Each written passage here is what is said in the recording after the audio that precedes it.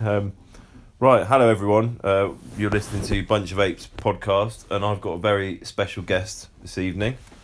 Am I allowed to mention you by name because there was some contractual obligation? This big lad. Don't show off now. The microphone's on like That's what it's there for. Harry Williams. Again, can I mention? I'm serious now. No, crack on, yeah. Yeah, Chiefs, Exeter Chiefs prop, and more recently England prop forward, tight head, isn't it? That's the one on one on the right, isn't it? The one on the right, mate, yeah. Between the two. I've played rugby for the best part of 20 years, and I'm still not 100% sure on the dark arts up front. Thanks for coming, mate. No problem, mate. Glad to be here. You know, all I've been able to offer you is I think it was 2 week that cup of tea. No, I'm at the minute. It's just I'm just letting it. What the thing is, I've got quite a weird method of drinking tea. I like to let it cool down and then neck it all. Right. What do you make of that? Do you think it's? I don't know what that says about your personality. I'm not going to do some sort of psych assessment on that. I'm just going to try it now, actually. Yeah. Oh, sorry, mate. Is that part of your method to spill it on the floor? No, that's perfect. There we go. That's perfect. Right. Are you going to chin it now? No, I won't actually. I'll just leave it because I feel a bit under pressure now to do it, so I'll just drink it. Okay. I wouldn't time you or anything. So I wasn't. I don't know if rugby fans will be interested in. They probably want me to ask you loads of things, but I'm going to kick off with when did you start that sort of weird approach to tea? Then has it always been like that? I think so. Yeah. No, I haven't. I've only recently really got into tea. I got into tea probably when I was about 16. Right. Which actually I suppose is about 10 years, but I wasn't like, you know what I mean, not when I was like a little kid or anything like that doing it. I just think it works for me. The method works for me. I don't like drinking really hot drinks. So you go to coffee houses and they serve you like lukewarm coffee. I quite like that. You like that? Yeah. But why have tea then? You could have had a squash. Well, I don't know. I couldn't. I didn't have. That's about it. I do like a cup of tea. Just but warm, I just don't like not piping warm. hot, so I'm like burn my tongue. Or You're a big like fan of sort of tepid, warm liquid. I am. Yeah, I really am. Like I don't like my old dear. Whenever she goes to the like coffee house, if they bring her a coffee that isn't scalding hot, then she sends it back every time. Yeah. Pipe extra hot, flat white. That's her order. Right. Does that make you Goldilocks in this situation then? You like yours just not too right, hot, yeah, not too cold, just so. I don't think anyone enjoys like cold tea. There's like cold brew iced coffee. tea? There's that, like, iced tea? Yeah, iced tea is delicious actually. Lipton So, iced tea, lemon. So you can enjoy it if it's really cold. What's your stance on coffee? You a coffee drinker? Only coffee, mate. I don't. Extreme. Oh no, well no, and like water and shit as well. Yeah. No, as in I don't like tea. Really? Yeah, I see your face. I knew this. You can't tell an English person you don't like tea without this sort of look of no, I don't. I think slight it's mistrust or disgust. I just don't see how you couldn't not like it. I don't know how to go more in depth about it. I just don't like it. It's boring. I find it boring. Do you think? And it doesn't because I never really used to like coffee until I realised it gave you a buzz, and then you get reliant on it. What's your stance on the caffeine? Do you think it? Do you think it is, or do you think it's just psychosomatic, like the effects of caffeine? No, it can't be psychosomatic, can it? I don't know. Apparently, it really affects. I think it does affect me. I don't know if the whole psychosomatic thing is fake, but apparently, loads of people it's like the vast majority of people aren't affected by caffeine. It doesn't affect them. It doesn't have like a physical effect on them. So really? a lot of the times, people, You never read that? I thought you'd have been. No, I've heard about like placebo effect and things like that, but never like with coffee.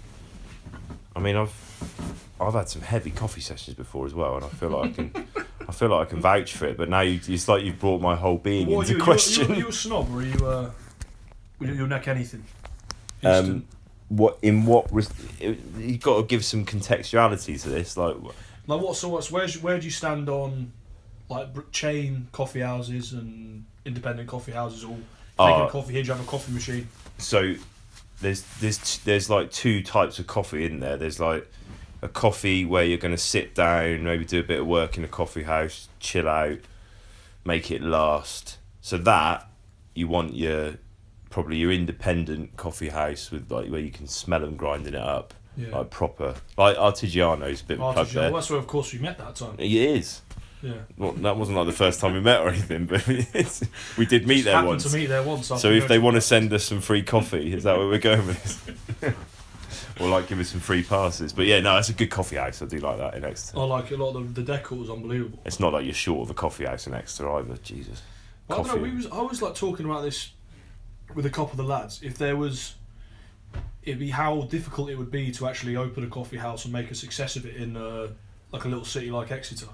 I don't know. I mean, you would think it's saturated, but there's shitloads of them, so it must be all right. Yeah, I'm not too sure. I'd say 24-hour coffee house. Well, it's kind of conducive to coffee, isn't it? God, But do you reckon it'll go quite dark, wouldn't it, though, if it was... Mate, I don't think I'd want to do the sort of 4 to 7:30 shift, would you? Like, what kind do you reckon you get some Romans coming? Yeah, definitely.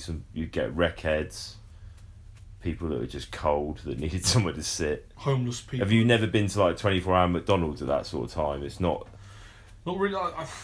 Have you got this image of this sort of 24-hour like coffee joint where there's like writers coming in and poets? It's not going to happen. Have you ever seen the start of Clockwork Orange? Yeah. Have you? The Crover Milk Bar? The start when they've got all that decor. Oh, that's a different vibe. Yeah, but not obviously minus the violence, the ultra violence, but that sort of decor, like real suave. Okay. Real left field decor. So is this? Have you written a business plan yet, or is this just? No, that business plan just came up with then. Just then, yeah, you heard it here first. So the 24-hour coffee house is something I've sort of had in the locker for a while, but I just don't know. I guess it could work, but I mean, how many people are going to come in for a coffee? In, like I say, between like the 1 till 6 shift, that's 5 hours. You've got to pay at least 2 staff. I don't know what you're paying them an hour. Like, exactly. I like this level-headed approach you had to, because I mean, I'm probably I have got a different image in my head to what I sort of think of it. Yeah, but you shouldn't let me. I'm not a numbers man anyway, but don't let numbers men stifle your creativity. No, but it is. You got it. I don't know. You got to think about it from a business point of view. Too much here, right. Hang on. How long have we been going for? And I haven't even asked you about playing for England and that. That must have been shit hot. No, it was good, mate. It was cool. It was a wicked experience. It was different because we went on tour to Argentina. Yeah. And we weren't like in England at all. We had like a week in a hotel in Teddington, but the rest of it was sort of around Buenos Aires and Santa Fe, and the other one was like San Juan, I think that's what it was called. Which is all right, but it was sort of, we weren't. Whereas this time we were like back at home at Twickenham, and we were around the hotel and stuff. The thing that I find difficult, which probably the more seasoned fellas find fairly easy, is like how all in like it's completely inclusive. Like everything's there, you know. I mean, you can't ever like really get away. Oh really? You're just like they want you sort of zoned off from everything. I don't know if it's what they want, but I think it's what you automatically happens because you're very when you're at the club and you're training, it's a very different vibe to being able to go home at the end of the day, and you know you as well as it might still in your mind you can put it to bed. Whereas when you're on camp, it's like you go into a quiet anyway because you've got meetings sort of in the late evening. Yeah. And you're straight back to it the next day, like straight. You know, sort of doing all your measures like your wellness and stuff like that. And we do like twice a week, we do like you're handing urine samples to like see how hydrated we are and stuff.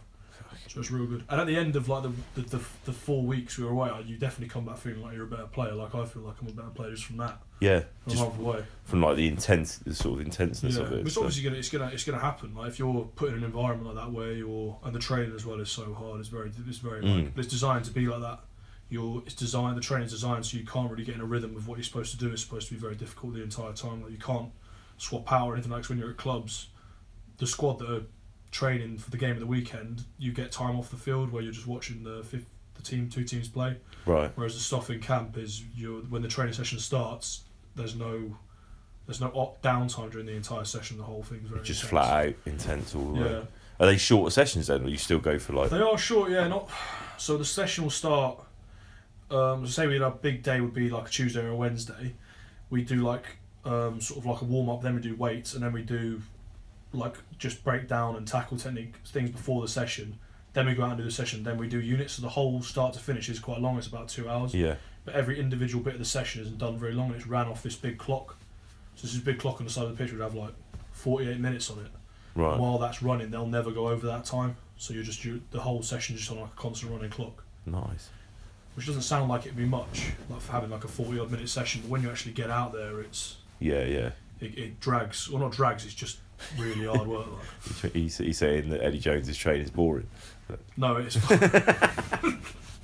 it's certainly not boring, it is incredibly difficult. Yeah. Okay, but it's just... But that challenge is going to push you to that next level, isn't it, I guess? Like, yeah, well, I hope so, yeah, well, you know, definitely. And I think the other thing that's good about it is it's always good, I think, whenever you're doing anything, to get a different set of voices on things and a different set of eyes on things. Because you do fall into a routine, especially being around here.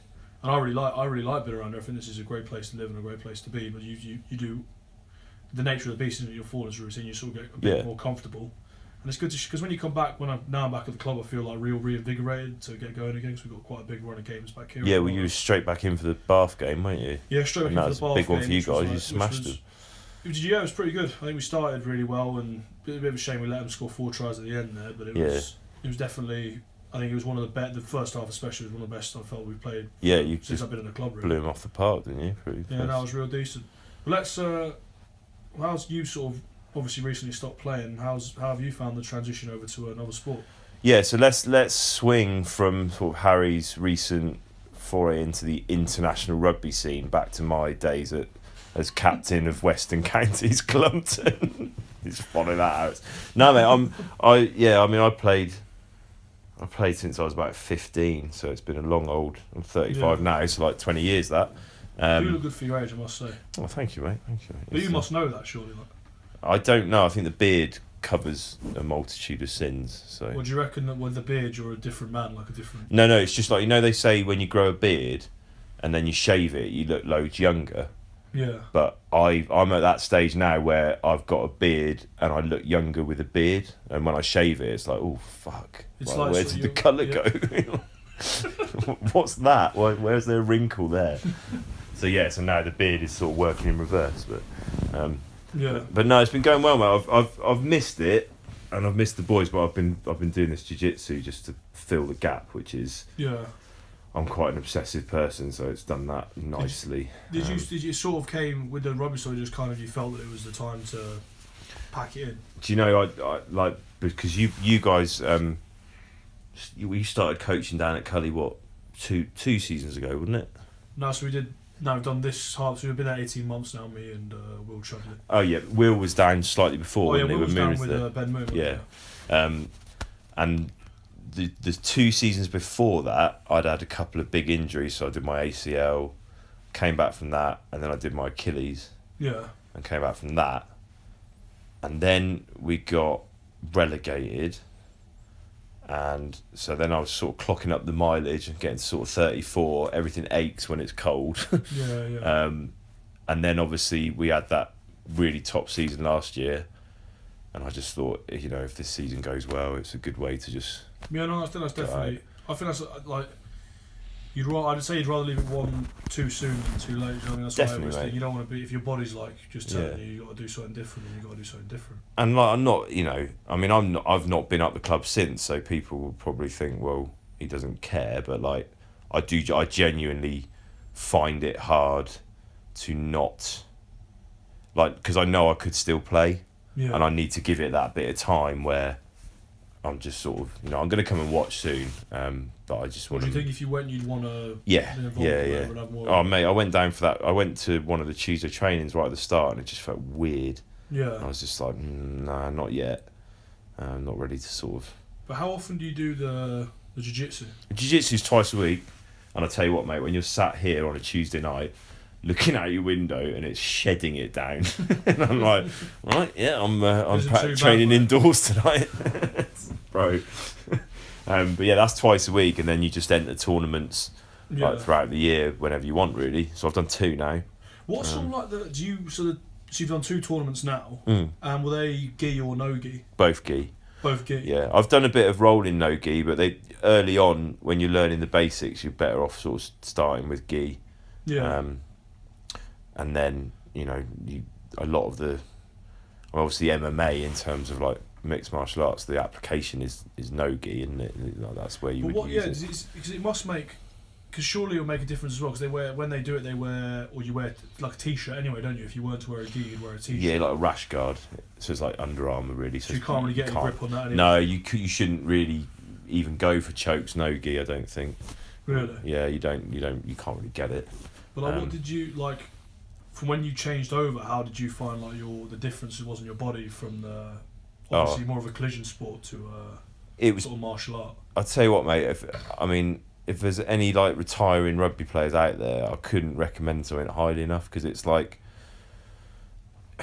the impact of rugby just takes its toll, and it doesn't matter like how much prep work you do. You can't really account for like 20 stone blokes running into you at a pace. You know, if your knees offset or something, you're going to get an injury anyway through impact. Whereas jiu-jitsu, if you invest in like the stretching, the flexibility side of it, if you approach it sensibly, I feel amazing in comparison. Really? Yeah, I mean, like, I was probably I was at my fittest when I finished last year. And when I was sort of playing rugby, you know, training twice a week, working hard in the gym, doing lots of stuff for rugby, I couldn't like sit on my haunches. You know, when you just like sit like a monkey. Yeah. Like into a deep squat. Yeah, you know, just sit on my haunches like a resting monkey, and I couldn't do it for more than like 4 seconds. Whereas now I can. Well, what would go? Your knees or your hips? Or just everything ached. Yeah, really? Soreness in the knees, the hips weren't there. I mean, I guess I don't know what is your training nowadays like with the top rugby clubs? Are they paying more attention to like mobility in the sort of? Did you loads? Well, the main with the England stuff, the head S&C there, Dean Benton's like real into mobility and all that kind of stuff. And right. They do like we do like there's a massive emphasis on flexibility, like movement, like some like mobility exercises and like warm ups and stuff. Mm. And then they do this thing called Aldoa stretches, which is like myofascial stretching, so you're like lengthening the spine. Yeah. And like the muscle fascia. I actually am not very good at that. I can't really get the feel for it. Right. But one thing that I've taken out of it, which I do now, is I just do lots of just static stretching at the end of the day. Yeah. Like just hips and back and. What, like the yoga type stretches, like? Yeah, like, I don't really. I'm not. The thing is, I actually wanted to start. I wanted to go to a yoga class. Me and my housemate, Alec Hepburn, spoke about starting a yoga class, which I still want to do. Mm. Mainly because I don't know. Maybe you found this going to the jiu-jitsu class, because I think it'd be quite good just as a social thing as well as an actual exercise thing, because you're mixing with a completely different group of people. I think it's good.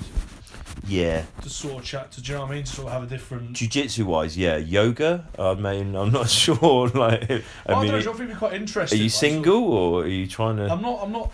I'd imagine it's going to be sort of like, you know, Babe Central down at the. No, probably not in Devon. It's not like it's South Central LA. Beverly Hills, that's South Central yoga class. I'm not expecting it. I'd like just to meet different people, mate. I'm not. I went to one with the missus a while back, but at Powderham, so it was in like the big hall there. Castle, yeah, it was nice, but it's good to go to a couple of classes to get the movements, but there's a lot of like hippie nonsense. Like, I mean, at the end of like an hour session, like everyone's like, it was hard. Like, it's hard work. I was like sweating, everything's sore. Really good sesh, and then she just made us get in this position on the floor and told us to give ourselves a cuddle. That lost me then. I was like, what is this? What are you doing? What is this? What do you mean give yourself a hug? But do you not think, I don't know, what you're sort of referring to as hippie nonsense, I think that's half the beauty of yoga. Well, see, I come at it from I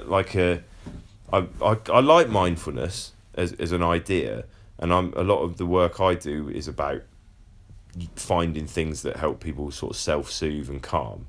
And there's a lot of neuroscience behind mindfulness, like why it works. So I'm into that side of it.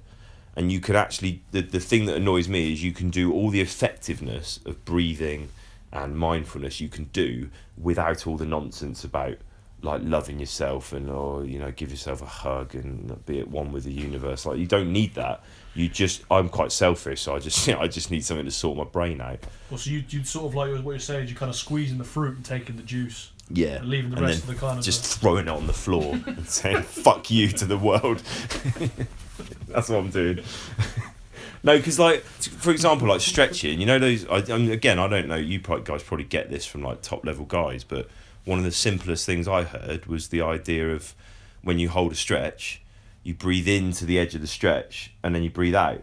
Yeah. And relax it. Yeah. Yeah, I've never even thought of that, and it just pushes your stretch every time. It's quite the thing that I think a lot of people do, because when I first started doing like stretching on like, the thing about stretching and flexibility work in general is that it's not difficult to get good at it. You just have to do it just a lot of the time. Yeah. So it's not as if. Have you seen Bojack Horseman, the cartoon? No. Oh, like, the guy with the horse for a head. Yeah, it's like have you not seen that? No, I've seen it. That's a plug for you. If anyone wants to watch Bojack Horseman, it is one of the best things on TV. Okay, I'll have to try that then, because I've seen it but not like watched it. But basically, he starts trying to run, and and then this guy comes and he's like laying on the floor because he's so tired. And the guy comes up to this monkey and goes, "It gets easier but it's doing it every day that's the hard part. And I think that's quite a good little expression there. Is this Bojack Horseman like a fitness vlog? No, it's basically Bojack Horseman. Like, I just on a little tangent here. He's like a 50-year-old horse who was in a sitcom in the 90s called Horsing Around. Right. And it's basically just his life. He lives in Hollywood, and he's just sort of like kind of a failed actor. But is it like comedy? It is a comedy, yeah. But he drops like little bits of knowledge like that. Very, very. The undertones to it are really dark, mate. like serious moral messages. Like satirical is how I describe it. Satirical. Okay. I'm going to have to check this horseman out. It made me, like, the end of the second season, genuinely, I was like, some of the episodes were quite hard to watch, and it's strange because you kind of get lulled into thinking it's like this kind of wacky, goofy cartoon. Yeah, I used to get deep like that on South Park at uni because there was some of it was just like different level stuff. How good is South Park, though? I haven't watched it for years, mate. You know when you binge something and you're in a different. I watched a lot of it at uni. I won't go into details, but it was at university. People, so it's a different state of mind. Yeah. So I haven't really picked it up since then. I'd like to get back into it though. No, but they don't. The writers of that don't write things in advance. They do everything on the week. Yeah. So it's like real, like current. Very current. Which I think's like just excellent. Like because it keeps it just in trend with how things are now. I remember like years ago, I used to be really into South Park and Family Guy, and then I watched the episode South Park did on Family Guy, where they just ripped it to shreds. Yeah. And I just couldn't watch Family Guy anymore because you noticed like it was just sort of the same joke, just over and over again. Yeah. No, I'm not. See, my favourite thing is old Simpsons, first 9 seasons of Simpsons. Oh, okay, old school. Actually, I'd say 2 to 9 because when Homer had his the first bit of his voice, it kind of I find it a bit off-putting. But when it's like the golden years of the Simpsons, I just think golden years of the Simpsons. they're just so good, mate. Like if you watch them back now, like the episode like when Homer tries to become heavyweight champ was the episode I watched the other day. Does that make you? Frederick Tatum. Does that make you a millennial? Do you think you're a millennial? But I don't know what is a millennial because I don't really get it. I don't know. I've got a bit of hatred towards millennials because I see videos about why they're. So am I a millennial? I'm not so sure. Well, they do say that you often become what you hate, and No, but it's the thing about millennials is that they're very easily offended, aren't they? That's what it's all about. Oh, okay. I think that's what it is. Well, you didn't seem that offended when I called you a millennial, so. No, I don't. So I don't think I am. Maybe no. Because you're a '90s child, aren't you?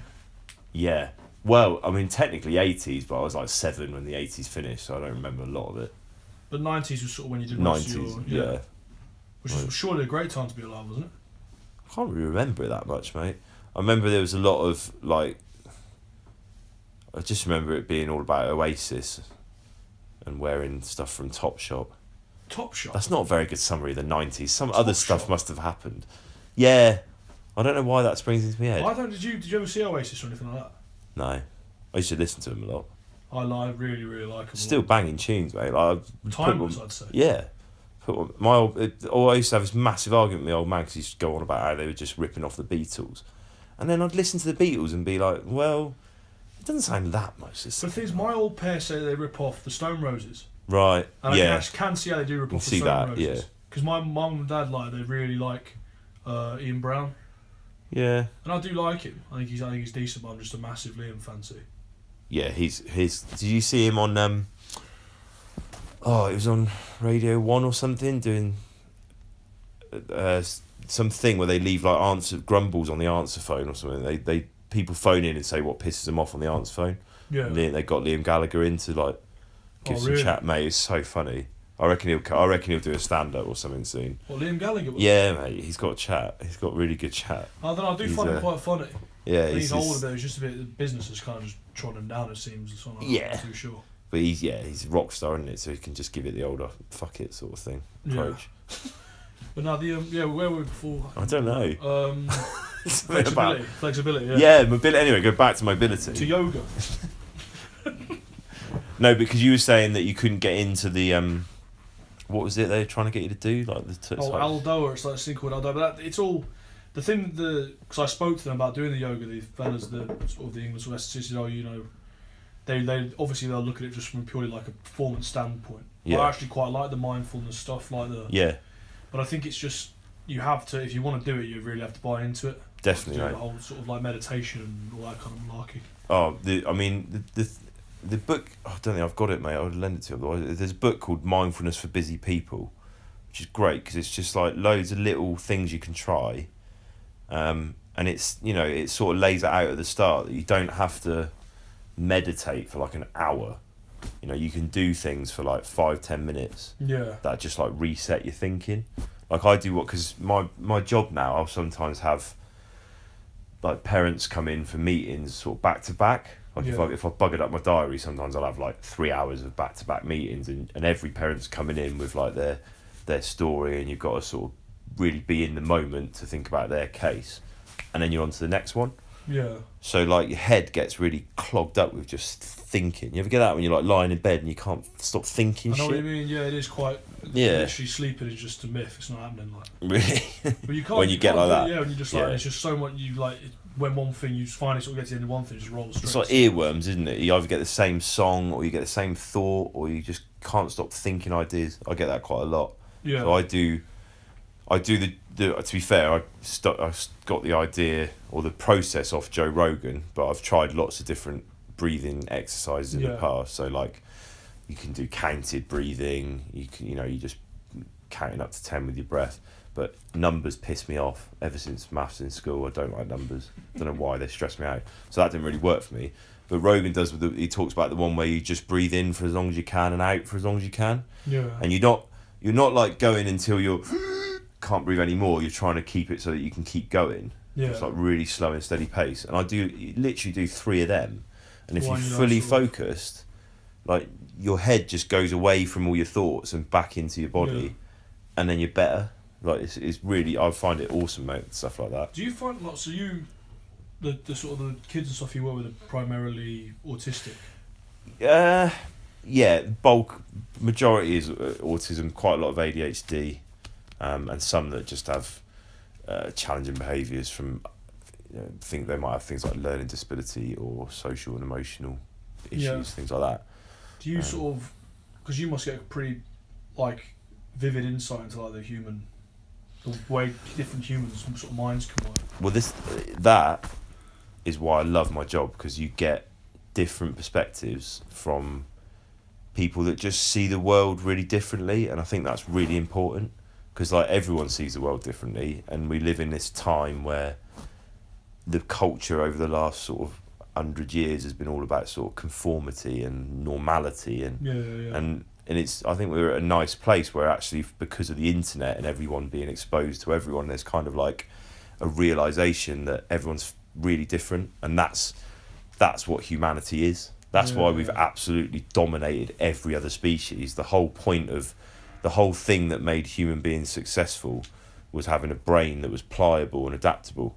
And that's why we could just like throw ourselves into any situation. But like, I mean, I always I talk about this in the training that I do, about just some of the stuff that people come out with that just makes you think. Like, so autism is predominantly about a difficulty in understanding the sort of intricacies of social communication. Is it so? Say like, I can't. Cause it was weird. Like when I was at school, I did a play called Spoonface Steinberg. Have you ever heard of that play? No. It's a play about basically an autistic girl that gets cancer. Very sad, actually. And it's just like a narrative. Right. It's like a stream of consciousness of her mind. That's a hell of a role for you, mate. It wasn't. It was quite weird the way it worked. So we'd all sit on the stage. You weren't the girl with the. No, I wasn't. we were all the girl. We were all Spoonface. Oh right. So it's basically her mind. Oh wow. And okay. Talking on stage, like saying different little. Oh cool. And you could sort of like get to talk through her life. It's quite a cool. Yeah, right. Play. I'll have to read that. And basically, like she says at the beginning, she's like did some tests, and she sort of they look like faces, and they could like, see happy and sad, but beyond that, it's like you can't. Is that pretty rudimentary? But is that about the size of it? Yeah, I mean that's one element. The complexity is that like the idea of an autism spectrum is that it impacts typical development of social and emotional sort of abilities or skills or whatever you want to call them. But everyone's different. It's a different process for each person. Each person with autism is different. Yeah. So there's no like set of symptoms that are exactly the same. So for instance, I work with a 7-year-old who I could show a series of facial expressions to, and he'd pretty much nail them because we've done that bit of work. He's doing really well with it. He's come through that phase of development where you might find an adult with autism who's doing really well in terms of has a job, very good intellectual skills, good school grades, and yet they would struggle to read facial expressions if they hadn't been taught it. So it's literally just down to that, the way the individual's mind works. Kind of the environment they've grown up in, whether they've had any specialist input, whether that input's worked. It really is a spectrum. So it's very hard to pin down what someone with autism would struggle with. You can kind of generalize the ideas, but they definitely see things differently, and they question social situations. They think, they don't think about them in a sort of instinctive way like we do, and like I did a session with a lad once, and it was all about body language and facial expressions and how people don't always say what they mean. So I was trying to show him, like, if someone says to you, if you say to someone, "Oh, you all right, mate?" and they sort of look at their shoes and sigh and go, "Oh yeah, I'm fine, I'm fine." Yeah. What they mean is they're not fine, and they probably want you to ask, like why they're right? Oh, good. Yeah, yeah, exactly. Sort of, yeah. Whereas if you took it as read, you'd be like, "All right, spot on, catch you later."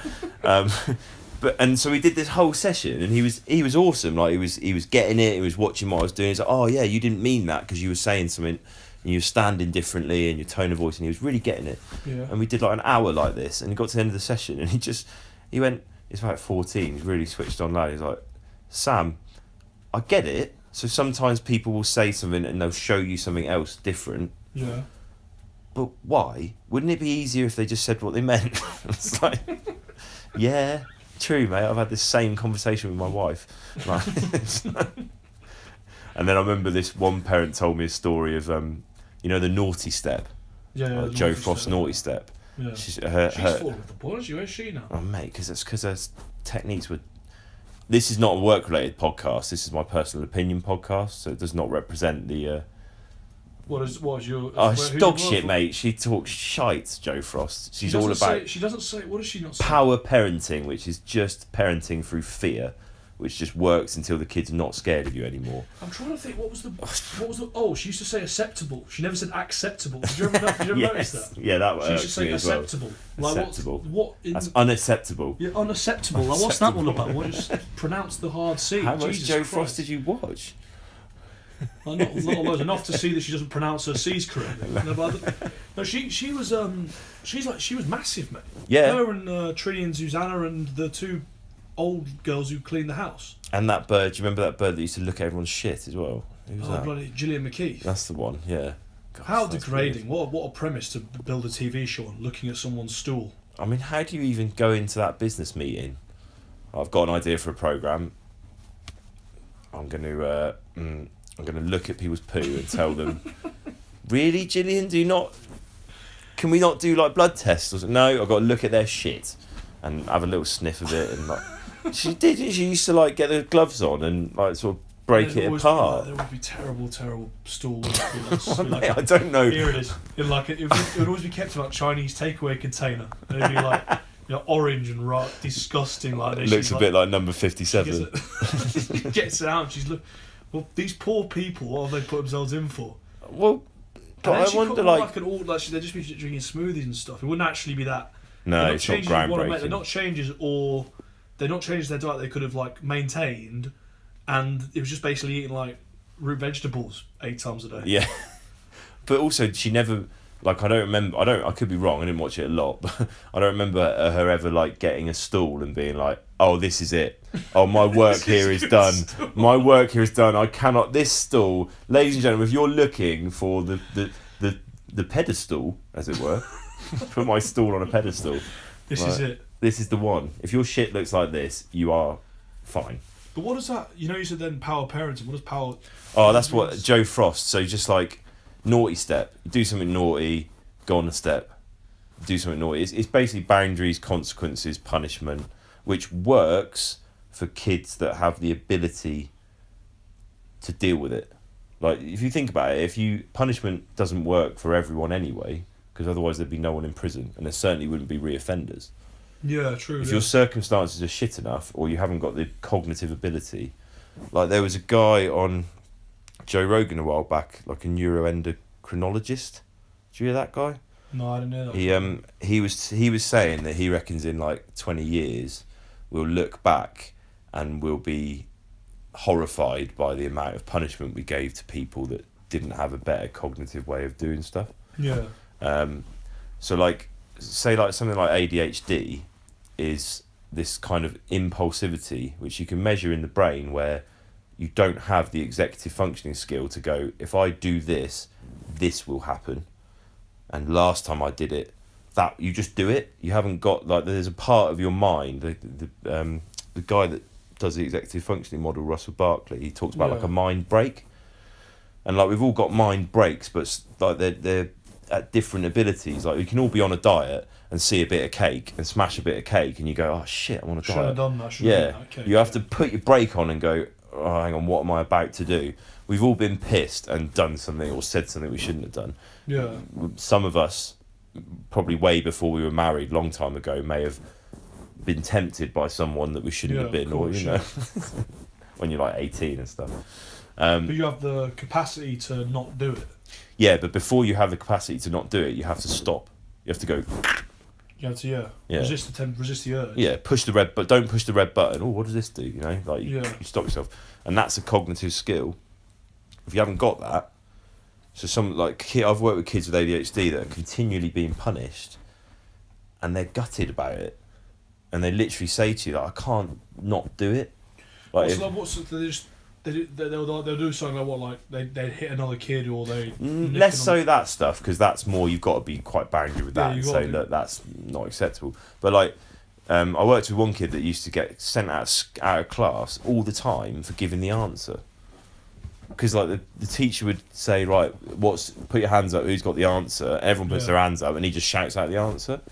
So he's actually really wanting to do well, really keen, knows the answer, but because he can't stop himself, he's getting booted out. And the kids just literally say, I have to do it, I just find it so... The way we got round it was he wrote it down. It was fairly simple in the end. Yeah. Like we just said to him, look, you're going to write down every answer and teacher will come and have a look at the end. So you do it that way, but it's the impulse to give the information. Well, I take, because it's sort of... I don't know loads about it. I assume you'll obviously know more about it than me, but the thing, surely what can't be good for these kids is just basically just throwing medication at them, like Ritalin and all that kind of stuff. Like, surely isn't the answer.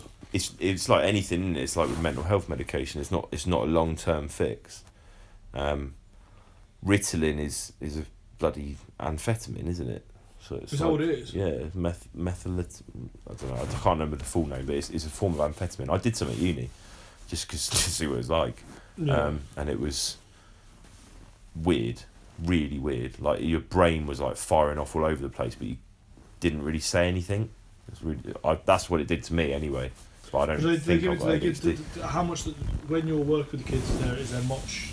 Do you try and get most of the fixes for the kids through treatment as opposed to? Yeah, that would be my preference. But some people are so hyperactive that they need something just to level them out so they can work on stuff, because obviously if you can't even digest information, you can't do the work that will help your brain to make those changes. But going back to the Joe Frost thing, she that idea that if you're gonna say if you do this, this will happen, there's a much bigger leap from knowing what to do and actually doing it than we give people sort of scope in order for her sort of technique to work, you need to all the people in the equation need to be completely on board. Basically, the kids need to have the capacity to they've got the skills, know how to do it. And if they're not, and if they can't make that leap, then it's completely it's not worthless, but it has limited value. Yeah, definitely. And also, it's like whenever you exercise control, you breed confrontation, don't you? So if as a parent, or even just as a human, if someone's following your lead because of fear, that's got a finite potential, isn't it? Yeah, it's like if you hit a kid, you're basically, you've raised the bar that high, so that's why it isn't good to do that kind of thing, because you basically, it's like It's like how you have to just keep using higher and higher levels of control in order to get the same effect. And if anyone's circumstances are shit enough, they'll just say screw it, you know. So again, like with prison, you could spend your life in prison, but if you're sleeping on the streets every night, it's kind of it doesn't really matter to you. Yeah, maybe I don't give a toss. And also, again, if you're not thinking properly, but yeah. So I don't really know how I feel on like the kind of like in those sort of measures. Like, I think there is. You've got to have punishment for society. You have to. It's like it has to be like one of the foundations of society. I'd say. But I think you have to have punishment with support, and that's what we don't have consistently in prisons. But then that's because like prisons they're underfunded like everything else, aren't they? Yeah. So it's like, you know, you can't. It's almost like a holding pen. It's weird. It's not like a fundable. It's not like not a lot of money in prisons. Yeah, it's not something that people would want to like privately. People would want to fund prisons and like, and I don't know. You wouldn't really want to sort of like. Where's your tax money going? I was going into the upkeep of this sort of Cat A prison down the road, like it's just housing a load of like criminally insane sort of maniacs, or you know that's what. Yes, but they do have Wi-Fi, so you know that's good for my taxpayer dollars are going. Yeah, I know what you mean. It's a tough one. Yeah. There's like there was an awesome video the other day of a bloke. He was like I think he was a Muslim, but he was a father of a bloke that had been murdered, and he was in court forgiving one of the guys that had like murdered his son. Basically, really, it's mad. That's like that's like next level humanity, isn't it? I don't know if I could ever get to that point. But yeah, in that same room, yeah. I mean, like even just to like because he looked, you know, obviously, I mean, he might have been lying. I suppose he might have been going to get you as soon as you come out, but he looked pretty genuine. It was amazing though. Yeah, no, I couldn't do that. Too vindictive, I reckon. Yeah, but that's like it makes you wonder, doesn't it? If that's like true, sort of. Is if you were to get to that point where you could let anything go, and just accept it, is that like next level humanity, or are you just being a soft shit? Like, I'm not too sure. Yeah, I know what you mean. Is that is actually quite an interesting sort of thought, that. Because you know, Buddha and people like that would obviously preach that sort of. See, I really like the foundations of like the kind of Buddhist. About kind of being like you're neither up nor down really, sort of just stay in the middle. Yeah, you're just kind of like being in the now. I think it's like quite a decent answer. But the thing I don't really like about it is he says you have to give up everything and you have to kind of like free yourself of all sorts. You don't really want to. You want to enjoy a bit, don't you? Yeah, it's like if you can't. It's like while you can't have any. Suppose you can't basically take all the. You can't basically have the Buddhism and like be like, all right, well, I don't want to ever feel bad about anything. I want all the good stuff, all the the trappings of wealth and all that kind of thing. Can't you? I reckon. Yeah, I don't know. Well, I think it's a pretty integral part of the whole. I think cherry picking is the way forward, mate. Cherry pick from different religions. Cherry pick from different like. No, I know what you mean. Beliefs. Well, because I don't know. Like you only get a short amount of time, don't you? So you can't just. I don't really have much of a. Also, is there any such thing as an altruistic act? Because if Buddha, I don't know a lot about him to be honest, but if there he is in the desert or jungle or whatever, with nothing, he's given up everything, all his food, all his, he's living really sparse, but as a result he feels awesome. Well, he's done that to feel awesome, hasn't he? So is that in itself selfish? Never be anything selfless. Yeah. Well, I suppose giving your own things. I did philosophy at school and sort of this like even if you give the ultimate, like you give your life for something, you're going to be remembered as like a martyr and that kind of thing. So ultimately, you're probably still going to benefit from that. Yeah.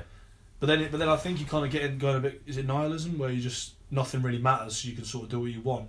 If you start thinking like that, if there's no such thing as a truly maybe I don't want to be that. No, I don't. I think like it's balance, isn't it? It's yin and yang. It's like you maybe like they. Because that's quite an Eastern philosophy, yin and yang and balance. So why doesn't that apply to being altruistic?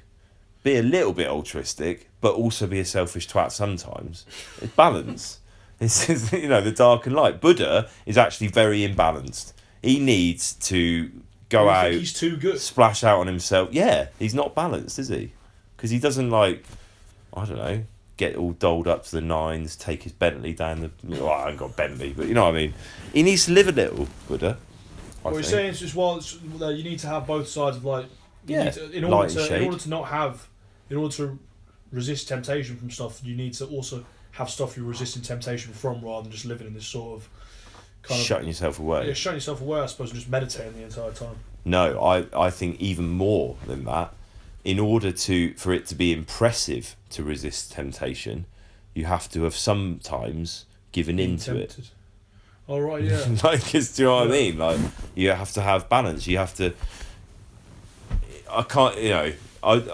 with anything... It's like something like alcohol, you know. If you've never had alcohol, ever, and you've abstained, or the other end of the spectrum is alky, you know, like piss right up, Phil Mitchell, that sort of...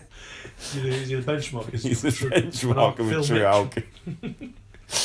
And crack. Did he do a bit of crack as well? I don't really watch EastEnders. I don't know. I've never watched EastEnders, I reckon, for 15 years. Yeah.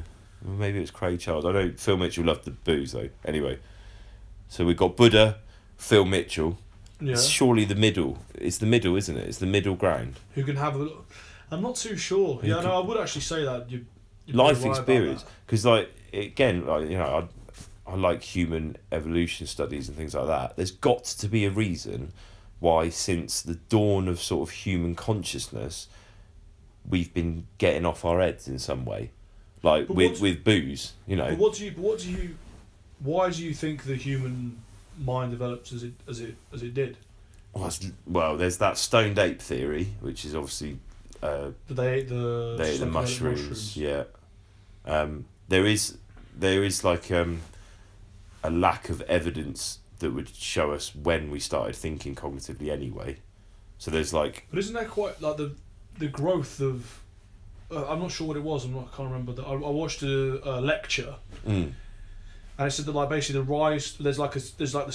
If you looked at a graph of, like, time on the x-axis and sort of progression, like evolution on the y-axis, is that right? Vertical's the y-axis, isn't it? Oh shit, don't go maths with me, mate. Yeah, vertical's the y-axis and time's on the x-axis. Yeah. If you looked at human evolution, there's basically a huge step which is virtually going in a straight line. Yeah. When we started using these, like, really rudimentary tools, so when we started, like, having, like, flint-headed spears and that kind of thing, it shows there was, like, virtually a distinct point in which the human brain developed. It depends, because some people will sum up human evolution as... the wife's home, speaking of human evolution. Hello, Leah. Leah, this is Harry. Hi, you're right. How you doing? Hi, this is my wife Leah. She's just had netball, so. No, I feel sick. Okay, well, you can join in the conversation on. Yeah, you're live. You're about 30 million people listening, possibly, or not. Do you want to say hello? No. All right. Are you gonna have a shower? No. That was my wife Leah, ladies and gentlemen. She didn't say a lot.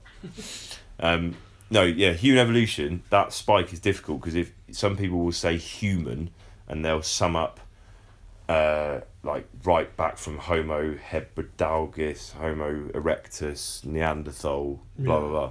But modern human is Homo sapiens sapien, which is only like about 100,000 years ago. Wasn't there a while when there were a load of different humans kicking around the planet? Yeah. There was sort of like the little stocky hairy guy and the big 10-footer or something all walking around. Is that true? And then I think they've got different names for them in science. The little stocky hairy guy and the 10-footer. Yeah, it's not far off though. It's a good summary. No, yeah, there's loads of them, and then only a couple of them left Africa. Homo sapiens being one of them, and that was it. It was only Homo sapiens and Homo erectus, and I think I can never say it, but hebredalgus, something like that. They left Africa, and then so when we split from chimps like 6 million years ago, then you had sort of recognisable humans. I think about 1 million, 2 million years ago. Yeah. But they were just using like stone tools, like nothing complicated at all. Living in like caves and stuff. Yeah, and then you had Homo sapiens sapiens and Neanderthals about the same sort of time, 100,000 years ago, and they both started advancing tool use loads. Yeah. And then Homo sapiens sapiens, if you take that sort of 100,000 years, like I was saying to you before we started, you had like 50 odd thousand years before they left Africa, where nothing really happened. They were just a sort of living on the plains, you know, like scavenger species or whatever. And then they left Africa, and just all the evidence for things like cave paintings, idolatry, like religion and carving of figurines, and it just went, like you say, like straight up. Like blew up. Like exploded, and that's where I think they tie in the stoned ape theory. That's where some people come in with like Graham Hancock type ideas of like an ancient civilization. Well, the one I watched was about the Anunnaki, which is pretty out there, isn't it? Anunnaki? You not heard about that? No, it sounds like something from Star Trek. The Anunnaki, but it's pretty out there. Right. It's basically the theory that these like aliens came from a planet called Nibiru, which is on like an elliptical. Is this Scientology? It's not Scientology, mate. No, Scientology is written by a fiction writer. This is like. Oh, well, it sounds weird, mate. But there is like, there's basically they found these like clay basically drawings in Sumeria. Yeah. Or the Sumerians, not Sumeria. It's called Sumer. Yeah. And they found these like clay drawings. It shows like these, and it depicts these like massive figures walking around on planet Earth. Yes, yeah, I've seen those. Yeah. And it sort of like depicts like humans getting made in like clay jars and stuff like that. And there's like some things which are like quite unexplainable, like they've found these like lasered mining tunnels and things like that in areas around Sumer. Yeah. And these things basically came down and created humans in these clay jars and then left, and they're on this like elliptical orbit around Earth. And actually the planet is just coming back into orbit now. You see the thing with stuff like that, because I've no idea, mate. I wouldn't be surprised by anything, to be honest, because it's all really like unexplainable and odd. And even like if you talk to like scientists and evolutionary psychologists and things, there's no real explanation why it went from that kind of basic cognition to this sort of next level thinking. No one's really like pinned why that would happen. I find stuff because it was weird. We did like a function in Portugal, in this camp, Portugal, the last camp, and I was sat next to an Israeli scientist, and he was like hard out scientist. He designs like magnets for high speed railways or something like that. And he was like fully in, and he was you could obviously tell he was like a Jewish fella, and he was from Israel, but he was like a hard out scientist, like. How could you tell he was a Jewish fella? Like, what was it about him? Sorry? How could you tell he was a Jewish fella? Well, he was. He just. I don't know. Sorry, mate. No, carry on. He sort of, you know, he well, he was a Jew. He did tell me he was Jewish as well. That's how then. That's how. Yeah, that's how. He told me he was a Jew. Yeah. Which is. I always thought it was 'cause he was from Israel as well. You know what I mean? He's normally. Yeah, I guess. Yeah, that's. I think that's. You have to be. And he lived in Cockfosters. Right. What's that got to do with? It's quite a heavy. Is that where all the he's Jews? From North London. There's a heavy Jewish influence in North London, isn't there? You probably wouldn't know that living down here. No, mate. I'm from Devon. We're not even. I think we've got 3 Jews. And they live just outside Torquay. But basically, he was like sort of saying that the reason why he doesn't believe in like spirits or anything like that is because it's not the information that people receive, like clairvoyance and stuff, it's exclusive information that only they can receive. And he said the only time that he believes information is if it can be received and understood by everyone, and that's basically the basis from which he understands things. But I just said I felt like he was cutting himself off from a lot of different possibilities. And also the problem that I find with mainstream science is that at the start of it, they don't know. There's no real difference between them or any other religion because there's no one knows what happened before the first thing happened. Yeah. So there's and however much they break it down, they can keep breaking down so they can get half a second after the Big Bang, or everyone will call it the Big Boom, happened, what their idea of like the inception of the universe was. But before that moment, they have no idea what was happening. God knows. But I don't know if they ever will they? Like, I mean, that's. But I don't think mainstream science ever could do it. So if you think about it like that, everything that comes from that premise is basically a false premise because there is no. The religion and them have the same. Religions say, this big fella in the sky built. If you look at it like a Judeo-Christian sort of point of view. Yeah. And the scientists saying, well, we don't could have been anything really. I mean, it's funny. My old man's like a militant atheist. Like Is he? Yeah, but my old dear is quite spiritual, and so they have like, oh mate, bringing up religion. Sometimes I just like throw it in there and just sit back and watch the fireworks because they just go at it. But I'm swinging back round more to this kind of. I haven't got a freaking clue, but I wouldn't be surprised by anything. And I think that some of the science now is like swinging back round to kind of sort of layer over some aspects of religion, and like some of this stuff about dark matter and all this. I mean, I don't understand any of it, but basically the stuff with dark matter is it's information in the universe which we can't interpret. Yeah. So the way sort of you looked, the way that one of the, I can't remember who. Neil I think that it was actually David Icke. I was reading a book from David Icke who wrote it. Right. Because he. Do you know David Icke? You know David Icke? No, I don't know any of this sort of stuff, mate. He's a widely discredited fella, but that's always good stuff. Yeah, but a lot of he sort of comes at things from a quantum physics point of view in his basic idea of interpreting information. So our minds say are like imagine there's like a whole array of light. So there's a spectrum of light. It's a spectrum, and there's the area of visible light on that spectrum is basically tiny. So there's all this other different light which we can't actually see and interpret into information. So dark matter is basically it's in the ether, but we can't see it. So it's in the same way as a dog couldn't see a rainbow. That doesn't mean the rainbow doesn't exist. It just means the dog can't interpret the information. Wow. Of the rainbow. So like it's almost scientific proof that there's another plane that we can't access, or potentially infinite other planes. Because like it's the same. One of the sort of the best example I've been to is like a cat. A cat doesn't know that the internet exists, but it doesn't stop the internet existing. Mm-hmm. How do you know a cat doesn't know the internet? Well, I don't know. But I was safe to say. I was thinking the other day is like, who do you think's more intelligent, a cat or a dog? That's a good point, because like dogs will do more stuff, but cats don't do shit. But is that because they're too cool for school? They're a bit like, I'm not. A cat could just survive on its own. Doesn't need an owner, really. It'd eat like pigeons and stuff. Yeah, dogs need an owner. But then you look at these well-trained German shepherds, and you're like. But then dogs need a pack, don't they?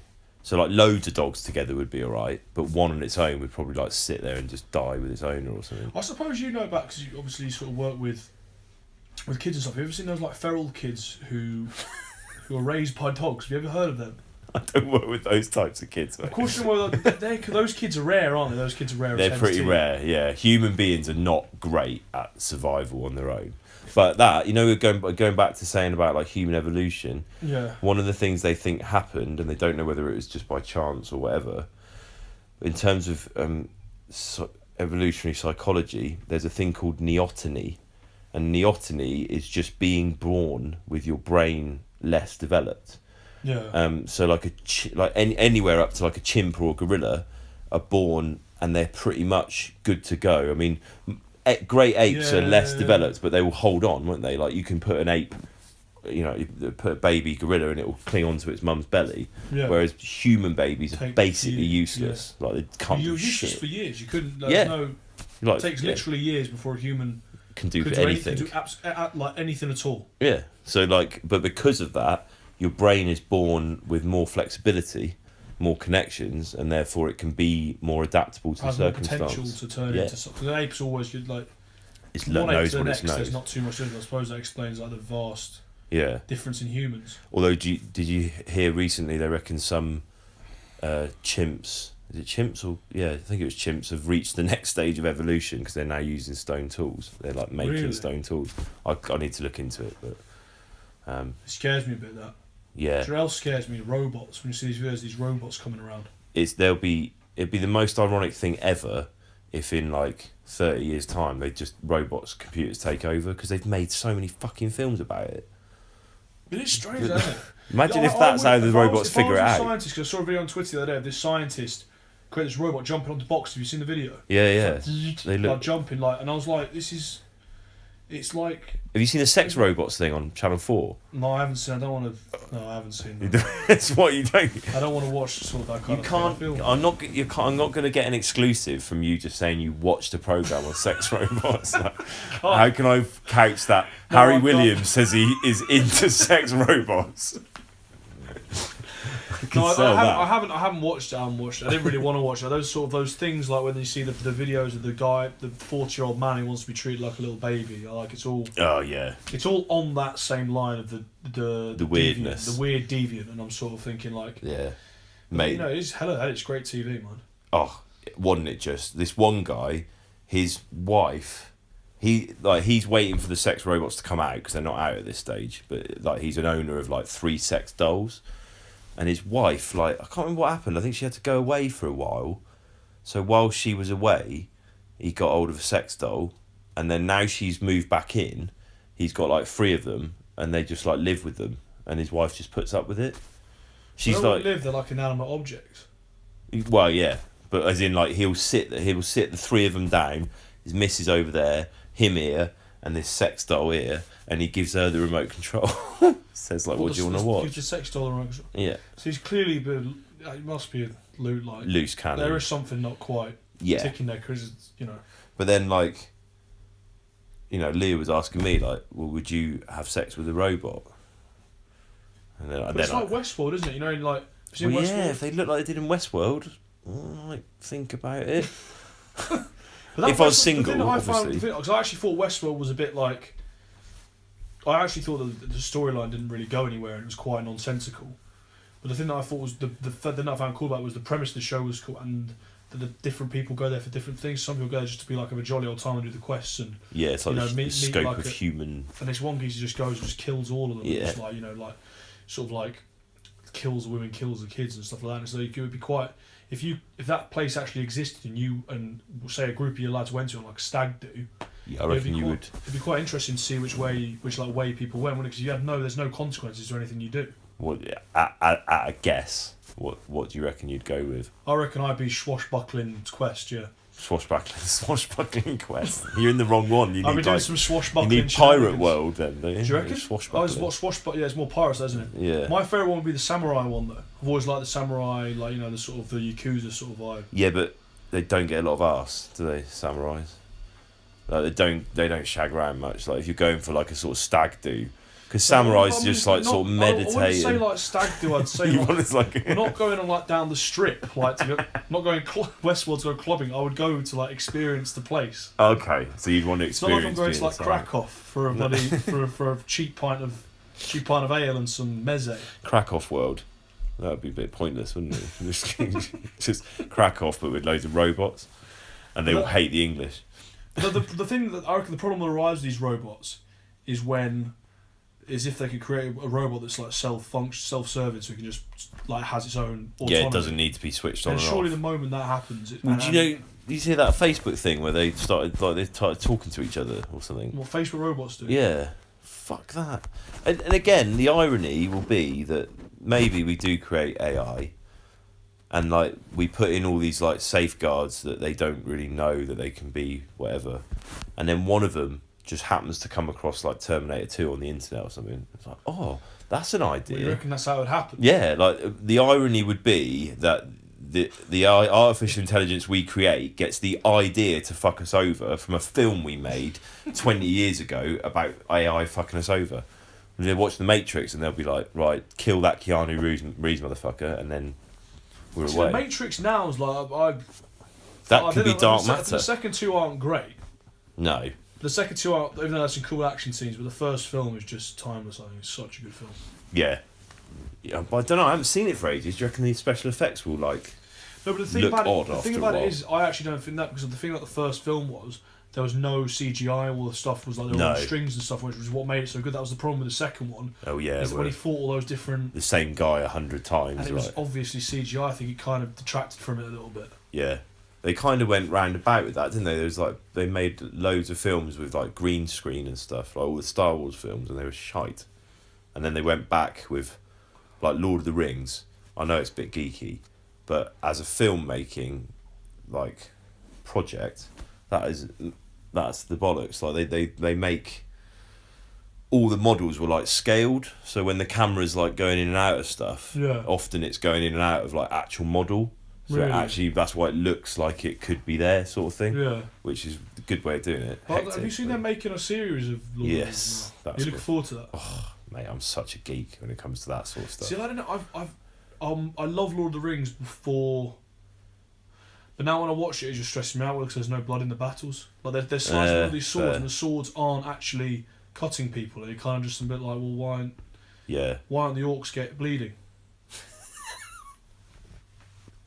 I don't know why, but that feels like a T-shirt. Why aren't the orcs bleeding? Well, I think that's got some class battles in it as well. Like Yeah, when they're in the room and they fight the cave improved. troll and they're all like the tombs. They have a cave troll. That was good. That was a really good scene. Yeah, no, one of my favourite films, and that would probably be, although it would be wet as fuck, that is the guy that, if you know you could be one guy from a film, I would be that Aragorn bloke. Aragorn. Yeah, he's so honourable, mate. Yeah, he is like, he's like you're setting your stall out quite high there. He's like he's. What are you telling me? He's the king of Gondor, mate. Yeah, are you saying I can't be king of Gondor? No, I'm saying you could be, but it's like me sort of saying, I would. If you could be any film character, you're not going to like. Oh, you're saying you could if you could be. That's what you choose to be. Oh right, okay. Or what do you think I say? I'm most like Aragorn. I prefer Boromir. No, I like Boromir because he's got the. It's the same. He's got the darkness. Did you ever watch Dragon Ball Z? No. You never watched Dragon Ball Z? No. If anyone watched Dragon Ball Z, basically there's the main character called Goku, who's like he's basically this mad warrior. Like, how old are you, Harry? I'm 26, mate. Yeah, see, that's probably why, because that's like I'm 10 years older nearly, so that wasn't. It's quite old though, Dragon Ball Z. It's not like like new. Yeah, it was like late 80s, early 90s. Oh really?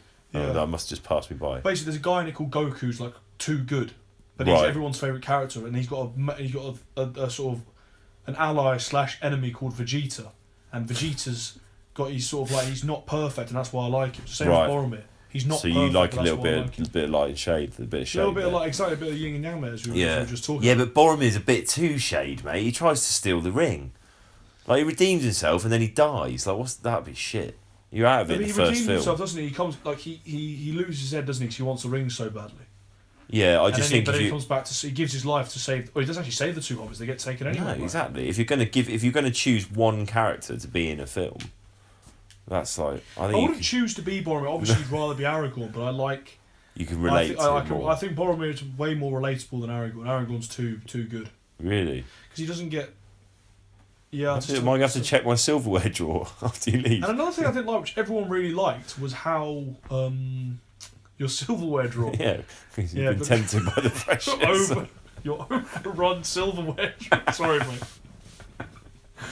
No, I meant cutlery. I meant cutlery. Oh, here he is, big time. Look, I've got look at my jiu-jitsu medals up there. I put them on display for you. I was going to ask you that. How did your last tournament go?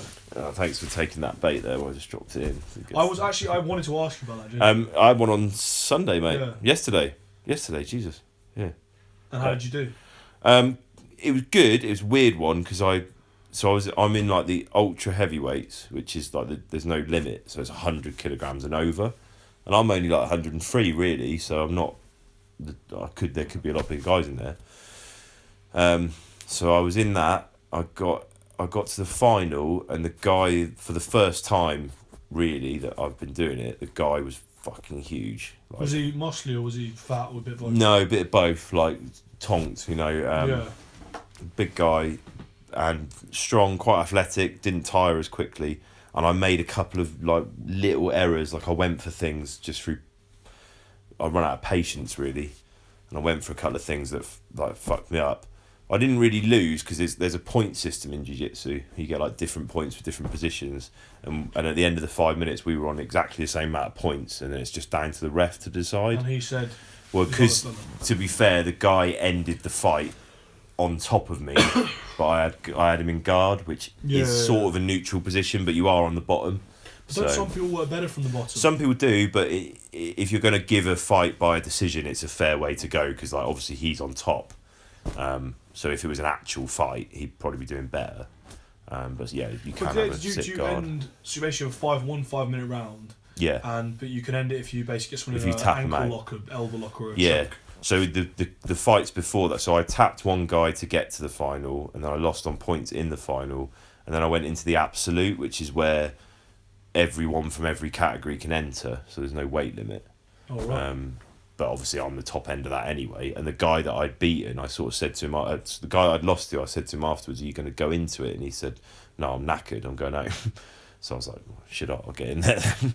And I won that one, and I managed to get a couple of decent chokes, and what else did I get? I got Kimura. It sounds like a weird thing. What's Kimura? What's that one? So you get like you reach over their arm, and then you lock onto your own arm and you bend their arm back. So they like that. They end up like that. Sort of elbows. Now what's the kind of like the etiquette with them tapping? Like they're not going to tap. Let go if they tap. If they don't tap, then you'd have to break it to win the fight. So. Because I find that's the thing that I could find about like mixed martial arts that I'd find so that there are people in that who legitimately would have their elbow and just would not tap. Yeah, I mean, apparently it was a big thing. Like the Japanese used to be big for it, like honor. Like they wouldn't tap out of honor. Yeah. Mate, if someone puts you in an arm bar, you have to be some sort of fucking nut bar to not tap. But that's it's horrible. I think John Jones did it. What someone had him in an elbow, and he had him in an arm bar, and he was going, and he just let him do it, and then when he did it, he flicked it back, put his bicep back in, and then just kept fighting. I don't think John Jones did that. Did he? I think he might have done. I'm not sure. I've not heard that story, mate. I mean, he may have had it extended and got out of it, because there's one thing you can do. Like if they extend it, you can roll that way. Like you roll. Sort of this is not going to work on a podcast, is it? Me rolling around on the sofa. Yeah, but you roll against it, and it's really counterintuitive, but it works. Did you having like a background in rugby? Is there any crossover or? Yeah, definitely. Like the wrestling side of it's very transferable. The being comfortable in uncomfortable positions is transferable, because that's like the first thing that people sort of freak out about with jiu-jitsu is like you end up with just weight on you, like you're just getting squashed and you've got to try and survive. But obviously with rugby you can get like that at the bottom of a ruck, so it's fairly... It's not about like getting leery with each other at all, is it? Supposed to be like a peaceful kind of... That's why I love it, mate, because like I never used to get that pumped up for rugby, especially towards the end I managed to relax. But jiu-jitsu, it's almost like the work is to try and make yourself relax more, and so I've become more and more relaxed as I do it, and that makes it more and more enjoyable, because you're not getting all the sort of butterflies and nerves, and you know, like I find I go out of my way at competitions to sort of have a laugh and a joke with the bloke that I'm about to compete with, because it just takes it all away. Takes the edge away. Yeah, and I just feel like more. Yeah, I'm not going into it because I want to like beat people up, you know. Yeah. It's like it's about. No, and then it's much more of a, because there's always someone harder or better. It's so humbling, mate. Like you get, honestly, if you roll with like a purple belt, because you've got like white, blue, purple, brown, black. So I just find this weird. There's only 4 belts or solo belt. 5, yeah, white. Well, 4 after white. But white's I'm a white belt. Like there's no. Yeah. There's no skill. All right, mate. I've got. Are you a white belt? Yeah, but I've got a tab. So you haven't got a tab. No, I haven't got a tab. No, you get 4 stripes on each belt. So 4. Oh, right, okay. Yeah. So you wouldn't like, but that's because I actually did judo and karate when I was a young boy. And judo's pretty transferable, mate, because you've got to get them on the ground in the first place. Yeah, I enjoyed judo more than karate, because we used to actually fight. In the karate, we just kind of did drills the entire time. Yeah. But I did enjoy it. So it was a good. It was a good laugh, but it was kind of I'd really find it stressful that we didn't actually ever have a scrap. We do like choreographed fighting. Yeah, karate's butters, mate, isn't it? Really, like you don't get many people in the UFC using karate much.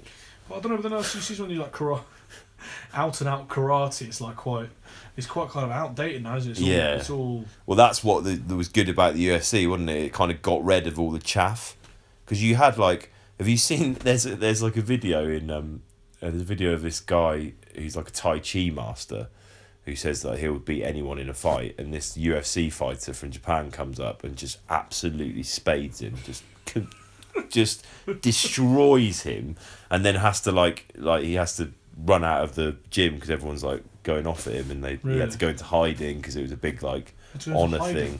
Yeah, because it kind of basically discredited Tai Chi as a whole. So actually, going into hiding from a load of Tai Chi practitioners is like a bit pussy, isn't it? Come on, slow motion, run after you.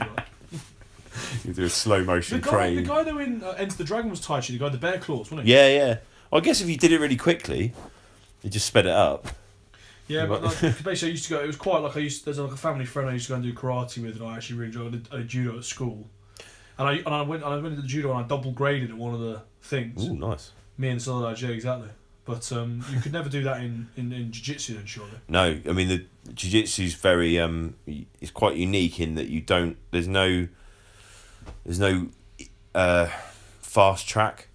Like you have to have done it for a certain amount of time, you have to have entered a tournament, so you can't get a blue belt unless you've... Because if you've got a black belt in jiu-jitsu, it's the real deal, and yes, it's like hard to get a black belt in jiu-jitsu. Yeah, it's pretty the nuts. Although I guess there is discrepancies. You do get people that buy belts. Oh really? Yeah, apparently you get like rich blokes that go and spend all day with some Brazilian that's willing to pay for it or whatever. But it's not as often, I don't think.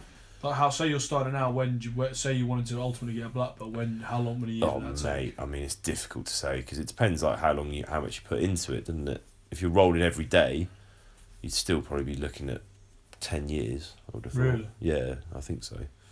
I mean I know a purple belt who's been doing it for 3, and that by all accounts that's pretty good going. Yeah. So I think... And you have a crack at it with this bloke, and what's the difference like in level? Oh mate, it's gravy. Like it is, you get your ass kicked by someone like half your size. It's ridiculous. Well, you'll think you're like yeah. doing them over and just roll you over, like literally. Yeah. Back. Like the first, so there's this thing called a suicide choke, which he's just taught me actually. I've started using it on people, but when I first rolled with him, I didn't have a clue. So when you're trying to pass their guard, so like if someone's on their back and they've got their legs round you, that's like a guard position, which is like neutral-ish. And your objective when you're in the guard is to break their guard and pass one of their legs. Yeah. So you can either mount them with both your legs or you go into side control. And so I got all excited because I thought I was about to pass this purple belt's guard. Yeah. And I neglected to realise that he's got his hands in my collar, one that way. So obviously as I've gone round him, he's just jerked round and twisted himself and just... So you're there just like... So you sort of strangle yourself. Like you end up strangling yourself. Like that. And like that. Like a baseball bat grip. And then he passed around and literally just you fell into the choke. Yeah, so as I go round him, he just does that. And like my momentum strangles myself. You're there tapping out, begging for... It's fucking ridiculous. So yeah, it was humbling because I came back from Cheltenham, first tournament, got gold, feeling Billy Big Balls.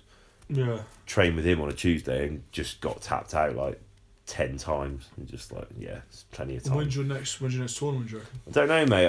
I'm looking at a couple next year. My coach reckons I should give one of the international or like he said Europeans or worlds. He said you'd be in with a fighting chance, which I think he means would be a good experience, but fuck knows what that means, a fighting chance. Really? Well, that's good. That's decent like that. I think I'm doing pretty well, mate. I think I'm doing all right. I'm putting a lot into it. I think about it a lot and do lots of watch all the videos, go roll as much as possible. Yeah. It's like I say, mate. It's fucking addictive. It really is addictive. Once you get bitten by the bug. Yeah, definitely. Are you guys still doing because England were doing loads of judo stuff for a bit, weren't they? I think they stopped the judo stuff really now. It's quite bad for injuries, I think, judo. I think the thing is, I think it does have its. I don't know. I think with the judo, because the thing is I think apparently it was one of the camps before I got there. A couple of the lads fell awkwardly and stuff like that because a lot of the stuff I remember from doing with judo is that it's all about how you land on the floor and slapping the ground and stuff like that. Yeah, and you can't really do that at rugby when you're like. Yeah, well, you haven't got the experience of it. Yeah. So people would be falling landing awkwardly in their hands and stuff. We did a lot of stuff with a fella came in called Jason. He works with rugby league team over in Australia. What are they called? The Melbourne Storm. The Melbourne Storm. Oh yeah. And we were doing loads of tackle technique, rugby league tackle technique. So we did a lot of pommeling. Is there much technique in rugby league tackle technique? There actually is, mate. Yeah, there was loads. It was about controlling.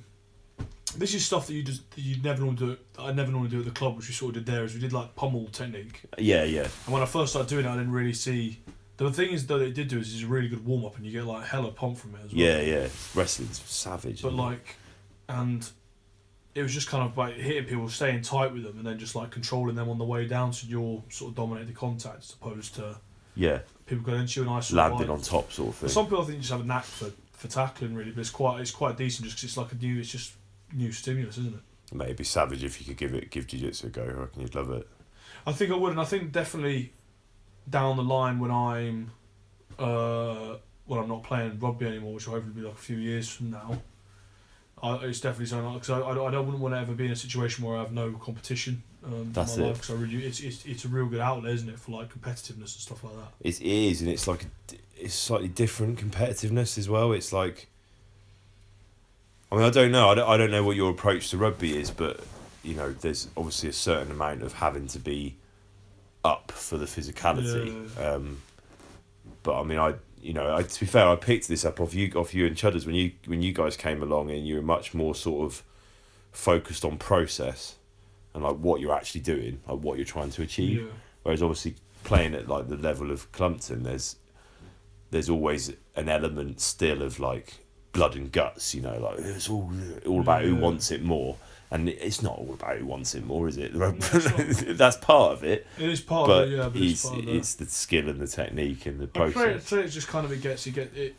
The stuff I found is as you go probably further and further on, the less it kind of matters, that sort of thing. Like the kind of, like when you're young, like 15 to 18 years old, that kind of thing, you want to go like crazy and, you know, you're drinking all these like pre-workout drinks, to like bloody, you know, heavy metal. All that. Yeah, just like it's not, punching yourself in the shower. Probably ultimately isn't the best way to try and do something, is it? It's not. You're not very focused state of mind doing that. No, I think you're using your like different part of your brain that's not as effective. So like the jiu-jitsu is like that times 10, because when someone's trying to strangle you, the more you panic, the more effort you use, usually the worse it is. Yeah. So like, I'll give you an example. If you're choking someone out, there's one of my coaches always says to count to 10, because you get, obviously if you think you're going to win, you're choking someone, you fucking go for it really hard. If you overdo it, your arms. Mate, you've got nothing. Like you cannot move, you can't grip. Seen that in UFC. Yeah, like, they gas out on the choke. They'll be in like a rear Nate, and the guy's like got his chin down, blocked it. Yeah. And he apparently, I never understood really commentators say, he's done, and he's been like choking the guy because his arms are just like completely shot. But if you think about it, like it's like doing 20 pull-ups, because you're squeezing with all your arms. Yeah, it's just a different. I came off the back of rugby season, and we were working quite hard all season, you know, and rugby wise, like I said, I was working on my rugby fitness and fitter than I'd probably ever been, and I went to the first jiu-jitsu class and I was tanking. I was absolutely gone. Really struggling. Yeah, mate. It was just different fitness. Fitness is so specific, isn't it? And it's like your muscles like muscular, like being able to hold and grip and that kind of thing. Yeah. I had to go away and do loads of like grip work and stuff. Yeah. Mate, I think we're gonna have to knock it on the head there. Okay, cool. Well, cheers for having me. No, mate, let's do this again, definitely, man. 100%, that was definitely. Really good. Cheers, even if no one listens, it's fun for us to do. Right, cheers, dude. Thanks, mate. Cheers. I don't know what to do at the end. Do you like to say goodbye to everyone? No, can we just leave? Just leave it. We're up to, Just maybe don't draw attention to it, because that'll make it awkward. Yeah. Yeah. Peace.